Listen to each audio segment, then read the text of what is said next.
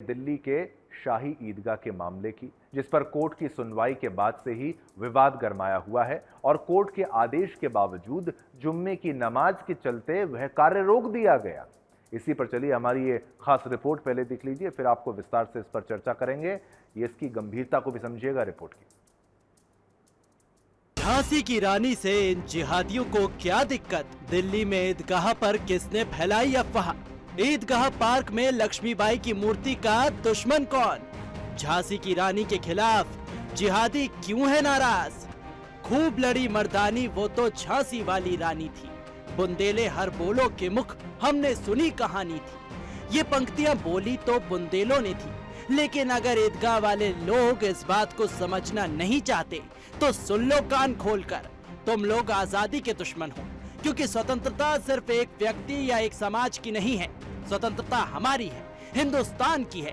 हिंदुस्तान में रहकर हमारी वीरांगना से नफरत करने वालों की हमारे देश में कोई जगह नहीं, क्योंकि यही असली दुश्मन है स्वतंत्र भारत के। भाई यहाँ पे जो लोग इकट्ठा हुए हैं अपना एतजाज दिखाने के लिए इकट्ठा हुए हैं कि ये जो झांसी की रानी की जो मूर्ति लगा रहे हैं ये शाही ईदगाह के बैकग्राउंड में लगा रहे हैं, जहाँ पे दिल्ली की इंडिया की सबसे ज़्यादा एक नमाज होती है ईद की, और यहाँ पे इज्तिमा वगैरह भी होते हैं जो कि पूरी जगह ये यूज़ होती है। नॉर्मली नमाज में इतनी जगह यूज़ नहीं होती क्योंकि बहुत ज़्यादा बड़ी जो है ये मस्जिद है, ठीक है, ईदगाह है शाही। लेकिन बस पॉइंट ये दो लफ्जों में ये इबादत की जगह है। ये सब लोग इकट्ठे इसलिए हुए हैं कि ये मूर्ति कहीं और लगा लें। ईदगाह की जमीन डीडीए की है, हम नहीं कह रहे जमीन डीडीए की या किसी और की है, बस मूर्ति है यहाँ पर न लगाएं बस।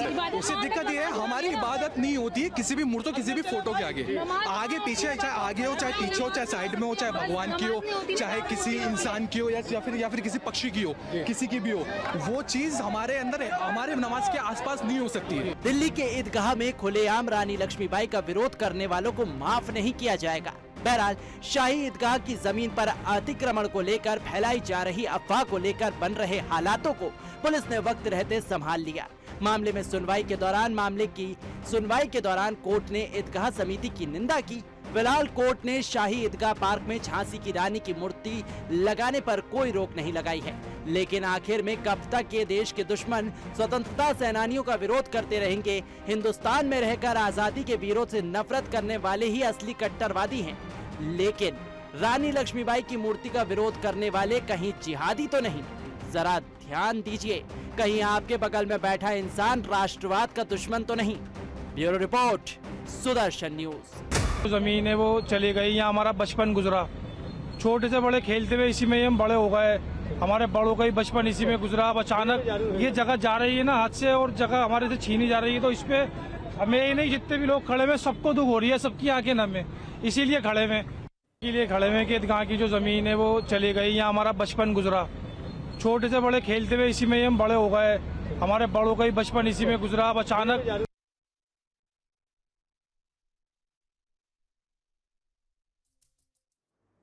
तो छोटे से बड़े यहां पर हो गए, लेकिन छोटे से बड़े होते हुए इनको ये नहीं पता लगा कि भाई हमारे राष्ट्र के गौरव के नाम क्या क्या हैं, कौन हमारा राष्ट्र का गौरव है, कौन हमारे वो सेनानी हैं। रानी लक्ष्मीबाई जी की बात भी अगर करें तो इनको क्या उनकी इज्जत नहीं है, उनका महत्व नहीं पता? ये एक बड़ा प्रश्न है कि भाई आखिर वो मूर्ति लगाने का विरोध क्यों किया जा रहा है और आज वो लगी भी क्यों नहीं? ये प्रशासन पर भी एक सवालिया निशान है।